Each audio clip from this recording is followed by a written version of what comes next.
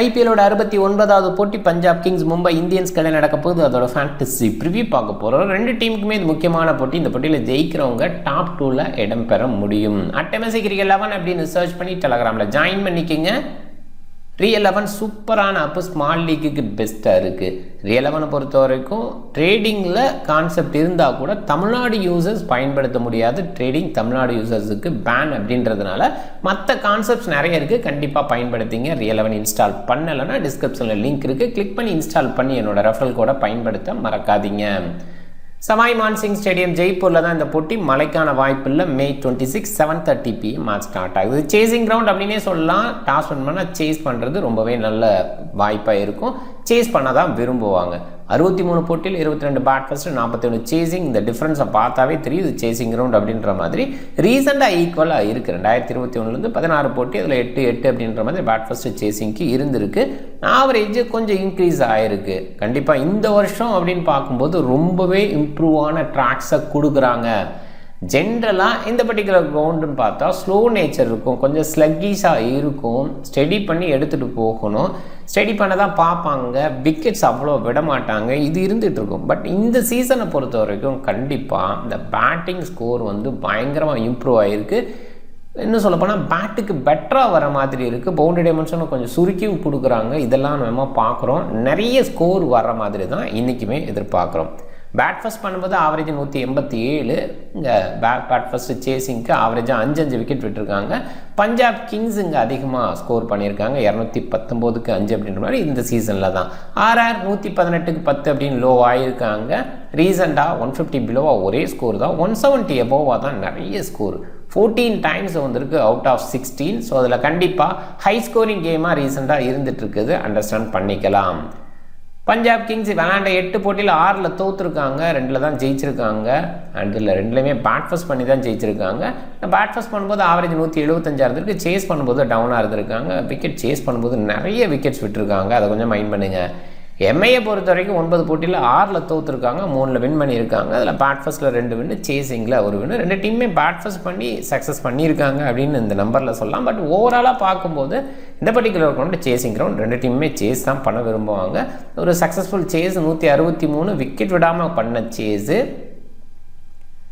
And recent number பாருங்கள். 206, 219, 217, 209 இப்படி இருந்திருக்கு. 2 ஸ்கோர் தான் 200க்கு பிலோவாக 170, 180 ரேஞ்ச். மினிமம் 180 அப்படிங்கிறது இந்த சீசனை பொறுத்த வரைக்கும் எதிர்பார்க்குறதா இருக்குது. இந்த பர்டிகுலர் கொண்டு நல்லா பெட்டராக கொடுக்குறாங்க. முன்னாடியெல்லாம் பெட்டராக பேட்டுக்கு கண்டிப்பாக வராது அப்படிங்கிற மாதிரி இருக்கும். ஸ்டெபிலிட்டி கொடுத்து விளையாடுறவங்க தான் பெஸ்ட்டாக விளையாட முடியும். இந்த சீசனில் நிறைய ஸ்கோர் வர்றது கண்டிப்பாக பாசிட்டிவாக பார்க்கலாம். பஞ்சாப் கிங்ஸு டாப் ஆர்டரில் இந்தியன் பிளேயர்ஸு, மிடில் பேஸில் ஓவர்சீஸ் பேட்டர் ஆல்ரவுண்டர்ஸு அண்ட் பேக்கண்டில் சில இந்தியன்ஸ் பவுலர்ஸ் அப்படிங்கிற மாதிரி இந்த டீம் டெம்ப்ளேட் செட் பண்ணி போகிறாங்க. செம சக்ஸஸும் இருந்திருக்கு. குறிப்பாக மிடில் ஆர்டரில் ஸ்பின்னரை ஹேண்டில் பண்ணுற பிளேயர்ஸ் இருக்கிறது பாசிட்டிவாக பார்க்கணும். பேக்கண்டில் ஸ்டோயினிஸ், ஒமோசாயெல்லாம் குயிக்காக ஃபினிஷ் பண்ணி கொடுக்குறாங்க. கடந்த சில போட்டிகள் அதை பார்க்குறோம். போன போட்டியில் ஸ்டோயினிஸ் ஃபினிஷ் பண்ண விதம் ரொம்பவே சூப்பராக இருந்தது. இது பஞ்சாப் கிங்ஸுக்கு ரொம்ப பாசிட்டிவாக அமைஞ்சிருக்கு இது வரைக்கும். பிரயான்ஸ் ஆர்யா, பிரப்சிம்ரன் 2 பேருமே ஒரு குயிக் ஸ்டார்ட் கொடுக்குறாங்க. ஓரளவுக்கு ஸ்டெடி ஸ்டார்ட் அப்படின்ற மாதிரியும் இருக்குது. ஜோஸ் இங்கிலீஸோட விக்கெட் கீப்பிங் ஒரு விக்கெட் கீப்பராக இருக்கார். அடிஷ்னலாக பேட்டிங் பேஸில் குயிக்காக ஆடுறாரு. இன்னும் சொல்லப்போனால் பஞ்சாப் கிங்ஸு போன வருஷம் எஸ்ஆர்எச் விளையாண்ட மாதிரி இந்த வருஷம் இவங்க ஆடுறாங்கங்கிற மாதிரி ஒரு அக்ரெசிவ் மோடில் இருக்காங்க. கொஞ்சம் சென்சிபிளாகவும் இருக்காங்க. மிடில் ஸ்ரேயாஸ், நேகல், வதேராலாம் வந்து ஸ்பின்னரை ஹேண்டில் பண்ணுற விதம், கொஞ்சம் ஸ்டெபிலிட்டி கொடுத்து எடுத்துகிட்டு போகிற விதம் அந்த சென்சிபிளாக காட்டுது. அதனால் கண்டிப்பாக பெட்டராக இருக்காங்க அப்படின்னும் புரிஞ்சுக்கலாம். சசாங்கோட ஃபினிஷிங் டீசெண்டாக இருக்குது. மார்க்கஸ் ஸ்டோயினிஸ் ஃபயராக ஹிட் பண்ணுறாரு. ஒமோசாயோட பவுலிங் முழுமையாக இருக்குது. அண்ட் அது இல்லாமல் பேட்டிங் பேஸில் பேக் ஹேண்டில் ஒரு சில இன்னிங்ஸ் இருக்குது. யான்சன் எதிர்பார்த்த அளவுக்கு பர்ஃபார்மன்ஸ் கொடுத்தாரு. ஆனால் இந்தியாவை பொறுத்த வரைக்கும் ஒரு பெஸ்ட் பர்ஃபார்மன்ஸு போன சீசனில் அது மாதிரிலாம் இல்லை. இந்த சீசனில் ஒரு சில இடங்கள் நல்லா பண்ணியிருக்காரு. பிராரோட பவுலிங் கடந்த சில போட்டிகளில் தான் இருக்குது, நல்லா பண்ணியிருக்காரு. அஸ்தீப் இந்த பர்டிகுலர் கிரவுண்டில் பெஸ்ட்டாக இல்லை. பட் ஓவராலாக ஐபிஎல்லில் பெஸ்ட்டாக நிறைய நேரங்கள் இருந்திருக்காரு. பிரவீன் தூபே போன போட்டியில் இருந்தார். இந்த போட்டியில் இருப்பாராக பார்க்கணும். ஜஹல் வர்ற பட்சத்தில் இவர் வழி விடுவார் அப்படின்னு எதிர்பார்க்கணும். பிரயான்ஸோட நம்பர் ரீசெண்டாக கொஞ்சம் சொதப்பியிருக்காரு. கடந்த 5 போட்டியில் ஒரே ஒரு சக்ஸஸ் தான். அண்ட் ஆரம்பத்தில் ரொம்ப சூப்பர் ஒரு செஞ்சுரி அடிச்சிருக்காரு. இந்த மாதிரி இடத்துல கண்டிப்பாக பெஸ்ட்டுன்னு பார்க்கலாம். பெரிய இன்னிங்ஸ் கொடுக்கக்கூடிய பிளேயர் அப்படின்னு யோசிக்கலாம். பட் ஸ்டில் கடந்த சில போட்டிகளில் டவுன் ஆகிருக்காரு. பிரப்சிம்ரனோட அவுட்புட்டு கடந்த 2 போட்டியில் அந்த 20s இருக்குது. அதுக்கு முன்னாடி செம்மையாக இருந்திருக்காரு. கன்சிஸ்டண்ட்டாக இருக்கார் அப்படின்னு பார்க்குறோம். ஜோஸ் இங்கிலீஷோட கடந்த 2 போட்டி நல்லா இருக்குது. மேலே அனுப்பும்போது கண்டிப்பாக நல்ல சக்ஸஸ் கொடுக்குறாரு. ஆனால் அந்த இடமா அப்படிங்கிறது கேள்வி தான். ஒரு பாயிண்டில் பஞ்சாப் கிங்ஸு ஓப்பனரில் யாராவது ஏழி அவுட் ஆகிட்டா ஜோஸ் இங்கிலீஷை மேலே அனுப்புகிறாங்க. இல்லைன்னா ஸ்ரேயாஸ் ஐயர், நெஹல் வதேரா அப்படி மூவ் ஆகிறாங்க. ஜோஸ் இங்கிலீஷை லேட்டாக வச்சுக்கிறாங்க. இதை கொஞ்சம் மைண்ட் பண்ணிக்கோங்க. ஸ்ரேயாஸோட நம்பர் ரீசெண்டாக பயங்கரமாக இருக்குது. தொடர்ந்து அந்த கன்சிஸ்டண்ட்டை ஷோ பண்ணுறாரு. Nehal Wadhera in and out performance தான், அவ்வளோ கிரேட்டுன்னுலாம் சொல்ல முடியல. ஒரு போட்டியில் 70 அடிச்சிருக்கிற, மற்ற போட்டிகளை பாருங்கள் 16, 16, 5 அப்படிங்கிற மாதிரி இருந்திருக்கு. சசாங் சிங் நல்லா பண்ணியிருக்காரு. கண்டிப்பாக பேக் எண்டில் ஃபினிஷ் பண்ணி கொடுக்குற அந்த டீமுக்கு அந்த நம்பரை பார்த்தா தெரியும். இவ்வளோ லேட்டாக வந்து அந்த ஃபினிஷ் இருக்குது. சில நேரங்களில் இவருக்கு மேலே கூட சில பேர் அனுப்புகிறாங்க அப்படின்றதும் இருக்குது. மார்க்கஸ் ஸ்டோய்னிஸோட நம்பர் குயிக்காக அந்த கேமியோ பயங்கரமாக இருக்குது. கடந்த 5 போட்டியில் 4 நாட் அவுட்ஸு அண்ட் ஃபினிஷ் பண்ணுற விதமும் சரி, பால் கம்மியாக பிடிச்சாலும் ஸ்கோர் பண்ணுற விதமும் சரி நல்லா இருக்குது. ஒமர் சாயோட பேட்டிங் நல்லா இருக்கு. ஆனால் ரொம்ப லேட்டாக இருக்கிறனால பெருசாக எதிர்பார்த்து போக முடியாது. பவுலிங் பேஸில் முழுமையாக கொடுக்குறனால ஒரு சில இடங்களை நம்பலாம். பவுலிங்கில் மார்க்கஸ் ஸ்டோய்னிஸ் போன போட்டி வீசினார், கொஞ்சம் ரன்ஸுக்கு தான் போகிறார். ரீசன் 5 மேட்சஸில் விக்கெட்டை எடுக்கல, கஷ்டப்படுறாரு. ஒமர்ஸாவோட நம்ம ஒரு சில இடங்களில் ஓகே, ஒரு சில இடங்களில் டவுனாக இருக்குது. மார்க்கோ யான்சன் ரீசெண்டாக விக்கெட் டேக்கிங்கில் டீசெண்டாக இருக்கிற அதில் ஓகே தான், பட் ஸ்டில் நல்ல பவுலர், இன்னுமே பெட்டராக பண்ண முடியும். ஹர்ப்ரீத் பிராடோட விக்கெட் டேக்கிங் ரொம்பவே சூப்பராக இருக்குது. அது ரொம்பவே நல்லா இருக்கும். எப்பயுமே ஒரு ஏன் ஏர்லியாக பயன்படுத்தலை அப்படிங்கிற கேள்வி இருக்குது. 2 ஸ்பின்னர் கான்செப்டில் நிறைய யோசிக்கல இவங்க. ஹர்ஷ்தீப்போட பவுலிங் கடந்த 2 போட்டியில் அவ்வளோ கிரேட்டாக இல்லை. குறிப்பாக சவாய்மான் சிங்கில் அவரோட நம்பர் அவ்வளோ இல்லை. பாருங்கள், ரீசெண்டாக அந்த 2 போட்டி தான் சவாய்மான் சிங்கு. பிரவீன் துபே வந்தால் ஓரளவுக்கு விக்கெட் டேக்கிங் எடுத்துக்க முடியும், பட் நிறைய பயன்படுத்துவாங்களா அப்படிங்கிற கேள்வி இருக்குது. ஒரு அடிஷ்னலாக மார்க்கஸ் ஸ்டோய்னிஸ் வச்சுருக்கிறதுனால. மும்பை இந்தியன்ஸு இந்த போட்டியை பொறுத்த வரைக்கும் அந்த பழைய கோரை மெயின்டைன் பண்ணுவாங்க. அடுத்த போட்டியில் என்ன நடக்கும், அது பிளே ஆஃபுக்கு போனதுக்கப்புறம் என்ன மாதிரி மாறும் அப்படிங்கிறத நம்ம பேசுவோம். இப்போதைக்கு ரியான் ரிக்கல்டன், வில் ஜாக்ஸு இவங்கெல்லாம் available. Ryan Rickelton, Rohit Sharma open பண்ணுவாங்க. 2 பேருமே அந்த குயிக் ஸ்டார்ட் கொடுப்பாங்க. ரிக்கல்டன் இன்னுமே கொஞ்சம் கன்சிஸ்டண்ட்டாக இருக்கும். ரோஹித்தோட கன்சிஸ்டன்சி அப்படி இல்லை. ஜாக்ஸு முன்ன அளவுக்கு கொஞ்சம் தடுமாற்றம் இல்லை, இப்போ கொஞ்சம் பெட்டராக ஆகிட்டு இருக்காரு. சூர்யாவோட பேட்டிங் ரொம்பவே சூப்பர். இந்த சீசனில் பெஸ்ட் அவுட்புட்டை கொடுக்குறாரு. கொஞ்சம் டவுனாக போன சீசனில் பார்த்தோம்.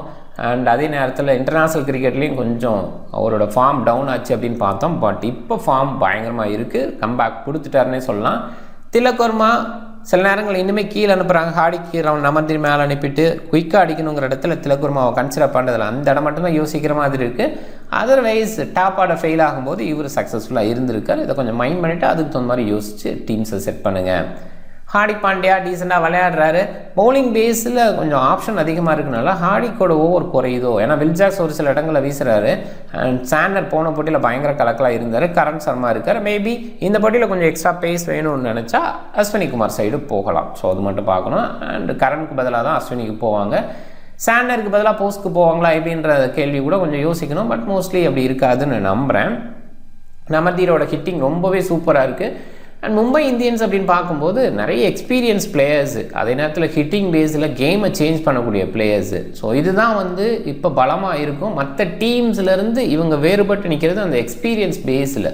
குறிப்பாக இந்த மாதிரி பிளே ஆஃப் கண்டிஷன், இப்போ லீக் ஸ்டேஜோட கடைசி போட்டி பிளே ஆஃபுக்கு போனதுக்கப்புறம் நான் சொல்கிறேன், பிளே ஆஃபில் நிறைய விளையாண்ட அனுபவம் வச்சுருக்காங்க.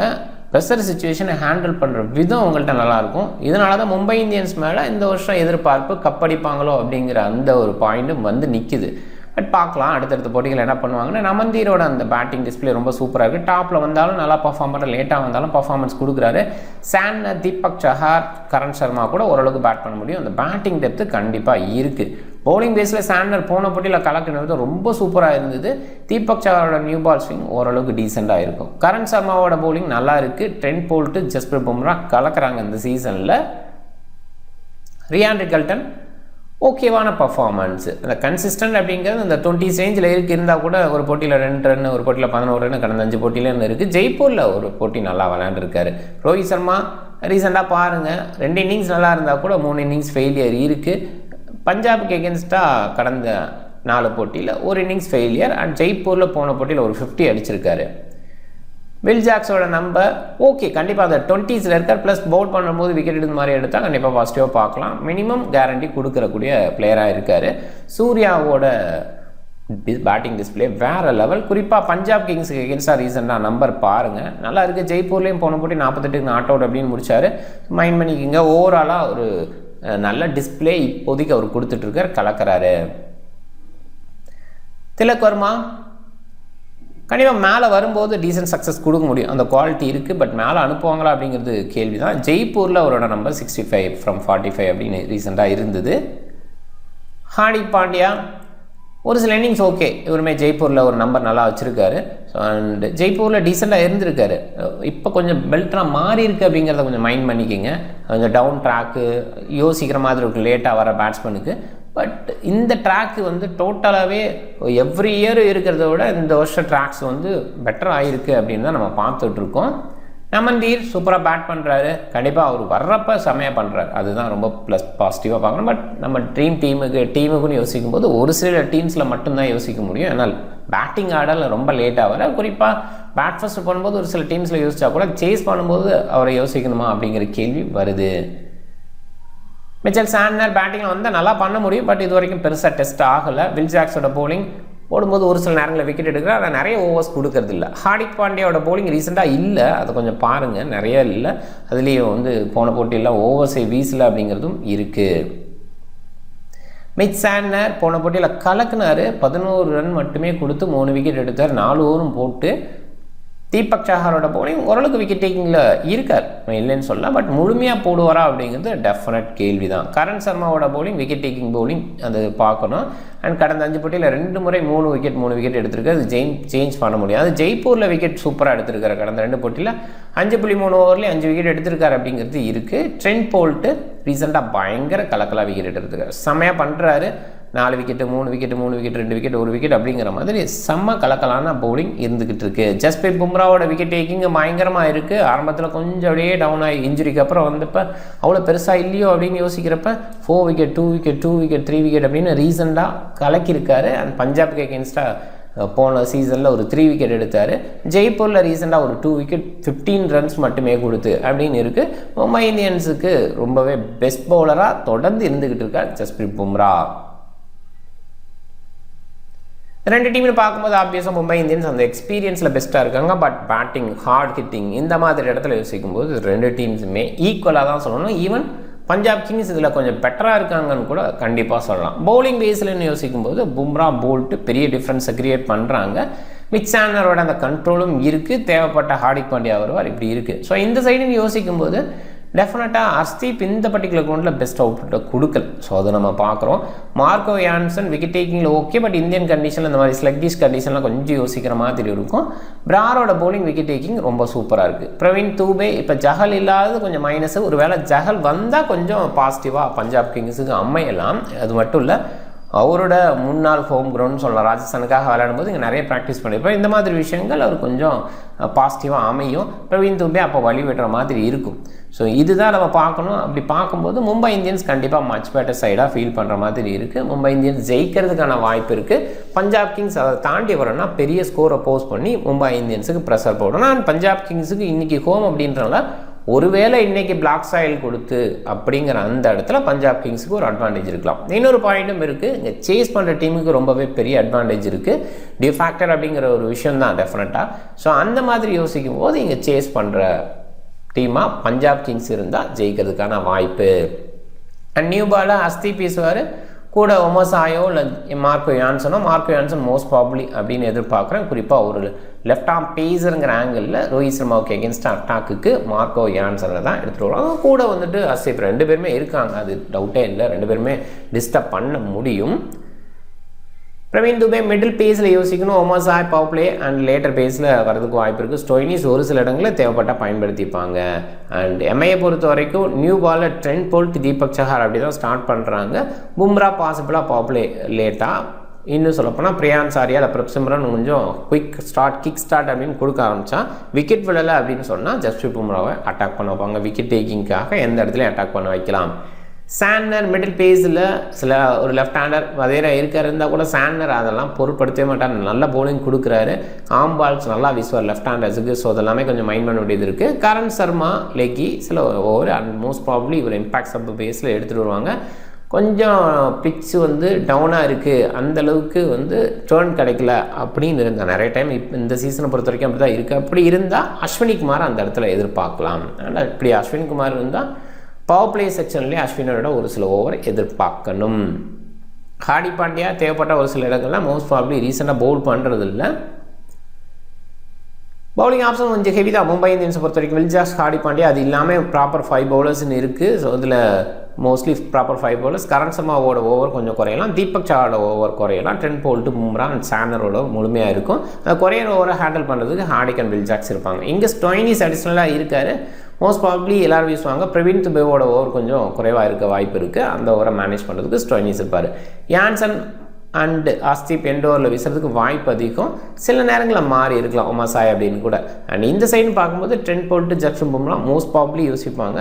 அண்டு சில நேரங்களில் ஒரு சில இடங்களில் தீபக் சஹார் வீசியிருக்காரு. ஹார்திக் பாண்டியா எண்டில் நல்லா வீச முடியும். கொஞ்சம் பவுண்டரி டைமென்ஷன் பெருசாக இருந்துச்சுன்னா அந்த மாதிரி இடத்த பயன்படுத்தலாம் அப்படிங்கிற ஆங்கிள் யூஸும் ஹார்திக் பாண்டியா லேட்டாக வரலாம். But most probably Boult and Bumrah தான். மும்பை இந்தியன்ஸ் ஒரு 3 போட்டியில் அதிகமாக ஜெயிச்சிருக்காங்க. கண்டிப்பாக மும்பை இந்தியன்ஸ் ரீசன்ட் டாமினேஷன் பயங்கரமாக இருந்தால் கூட கடந்த சில வருஷங்களில் கொஞ்சம் குறைஞ்சிருக்காங்க. அதை நம்ம ஒத்துக்கணும். ஏன்னா இந்த சீசனில் பெஸ்ட் அவுட்புட் அப்படிங்கிறது இருக்குது. பட் கடந்த 3 சீசனாக மும்பை இந்தியன்ஸ் டவுன் ஆகித்தான் நம்ம பார்க்குறோம். அப்படிங்கிறதுனால அந்த இடத்துலலாம் பஞ்சாப் கிங்ஸ் ஒரு சில இடங்களில் வெற்றிகளை பதிவு பண்ணியிருக்காங்க. அண்ட் சேஸ் பண்ணும்போது நிறைய நேரங்களில் எம்ஐயோட வெற்றி அதிகமாக இருந்திருக்கு. பஞ்சாப் கிங்ஸு ரீசெண்டாக டிசிக்கு எகென்ஸ்டாக தோத்தா கூட அதுக்கு முன்னாடி வெற்றிகளை தொடர்ந்து ஏற்படுத்தியிருக்காங்க. மும்பை இந்தியன்ஸு இடையில ஒரு போட்டி மட்டும்தான் தோல்வி. தொடர் வெற்றிகளுக்கு பிரேக்காக அந்த ஜிடியோட மழை மேட்ச்சு. ஸோ மழை இன்னும் அவுட் அப்படின்னு இருந்ததுனால அது கண்டிப்பாக மும்பை இந்தியன்ஸை டிஸ்டர்ப் பண்ணிச்சு. 155 அப்படிங்கிற ஸ்கோர் அன்றைக்கி ட்ராக்கை பொறுத்த வரைக்கும் பெஸ்ட் ஸ்கோராக தான் இருந்தது. ஸோ அதில் மழை காரணமாக குஜராத் டைட்டன்ஸ் ஜெயித்தாங்க. மும்பை இந்தியன்ஸோட அந்த அப்போ போய்கிட்டே இருக்கிற இடத்துல ஒரு சின்ன பிரேக்காக அந்த போட்டி இருந்தது. மற்றபடி பயங்கர கலக்கலாக பர்ஃபார்மன்ஸ் மும்பை இந்தியன்ஸ் கொடுத்துக்கிட்டு இருக்காங்க. கடந்த சில போட்டிகளில் அப்படின்னு பார்க்கும்போது பஞ்சாப் கிங்ஸு 23, 22 இந்த ரேஞ்சில் ஜெயிச்சிருக்காங்க. 21ல் ஒரு வெற்றி மும்பைக்கு, ஒரு வெற்றி பஞ்சாபுக்கு அப்படின்னு இருக்கு. மாறி மாறி இருந்திருக்கு. இன்றைக்கி 2 டீமுமே கிட்டத்தட்ட மச் பெட்டர் அப்படின்ற மாதிரி, ஈக்குவல் அப்படிங்கிற மாதிரி இருந்தால் கூட மும்பை இந்தியன்ஸோட அந்த எக்ஸ்பீரியன்ஸ் மேலே அவங்கள ஏற்படுத்தி வைக்கும்னு நினைக்கிறேன். மும்பை இந்தியன்ஸ் ஜெயிக்கிறதுக்கான வாய்ப்பு அதிகம்.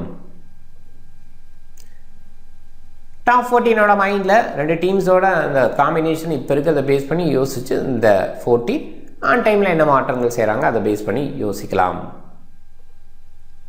நெஹல் வதேரா டாப் ஆர்டரில் new ball, Deepak Chahar and Boult வீசுகிறாங்க, பும்ரா இருக்காங்க. இந்த மாதிரி இடத்துல டாப் ஆர்டர் சக்ஸஸ் அப்படிங்கிறது அவ்வளோ ஈஸி கிடையாது. ஸோ அதுக்கப்புறம் மிடில் பேஸில் கொஞ்சம் ஸ்டெபிலிட்டி கொடுக்கறதுக்கு நெஹல் வதேரா மாதிரி ஆட்கள் வேணும். அந்த இடத்துல யோசிக்கலாம்.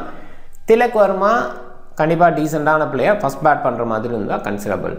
மிச்சல் சாண்டை குறைவாக பிக் பண்ணியிருக்காங்க. போன போட்டியில் பவுல் பண்ண விதம் கண்டிப்பாக நல்லா இருக்குது. அந்த இடத்துல யோசிக்கணும். ஹர்ப்ரீத் ராரும் நல்லா பண்ணியிருக்காரு. தொடர்ந்து இந்த பர்டிகுலர் ரவுண்ட்லேயும் நல்லா பண்ணியிருக்காரு அப்படிங்கிற அந்த பாயிண்ட் யோசிக்கணும். ரியான் ரிக்கல்டன், ஸ்ரேயாஸ் அண்டு சூரியகுமாரை நிறைய பேர் கேப்டனாக ட்ரை பண்ணியிருக்காங்க. பிரப்சிம்ரன், வில் ஜாக்சன், ஜோஸ் இங்கிலீஷை ட்ரை பண்ணலாம். அண்ட் ரோஹித் சர்மா கூட கொஞ்சம் பிக் பண்ணியிருக்காங்க அதிகமான நம்பர்ஸில்.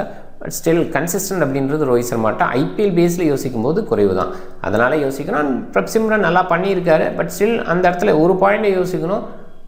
போல்ட்டு, ஜஹர் 2 பேருமே நியூ பாலில் ரொம்பவே ஸ்பெஷலிஸ்ட்டாக இருந்திருக்காங்க. அங்கே எப்படி மேனேஜ் பண்ணுவார்? வில் ஜாக்ஸை பொறுத்த வரைக்கும் பவுலிங் பேட்டிங் 2மே கொடுக்கறனால ஒரு சின்ன கன்சிடரேஷன் இருக்குது. ஜோஸ் இங்கிலீஷை பொறுத்த வரைக்கும் குயிக்காக ஆடுறார், மேபி மாட்டிச்சு அப்படின்னு ஒரு 60 ரன்ஸ் இந்த மாதிரி ரேஞ்சுக்கு வந்தால் கண்டிப்பாக அந்த டீம் கேப்டன் ரேஞ்சுக்கு யோசிக்கலாம்.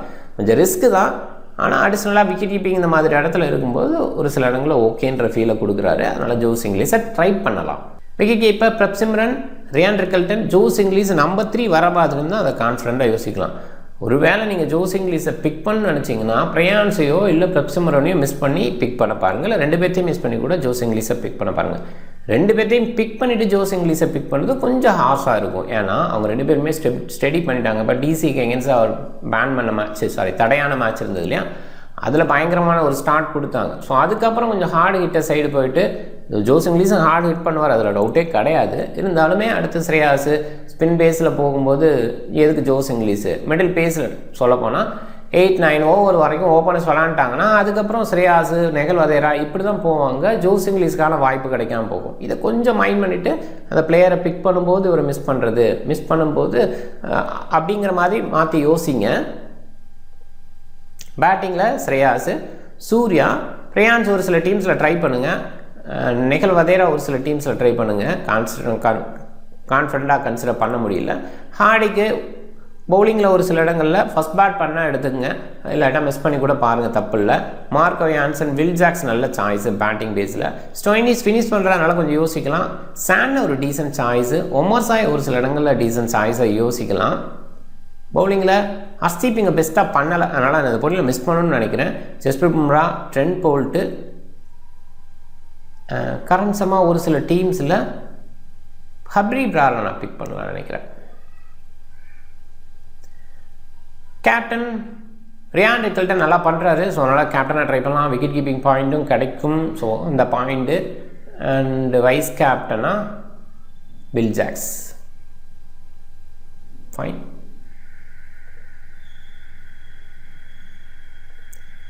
டீம் பாருங்கள். நீங்கள் டிஃப்ரெண்ட் டீமை ட்ரை பண்ணுங்கள். இந்த வீடியோ பிடிச்சிருந்தா லைக் பண்ணுங்கள், உங்கள் ஃப்ரெண்ட்ஸுங்களுக்கு ஷேர் பண்ணுங்கள். சேனலை சப்ஸ்கிரைப் பண்ண மறக்காதீங்க. மிக்க நன்றி.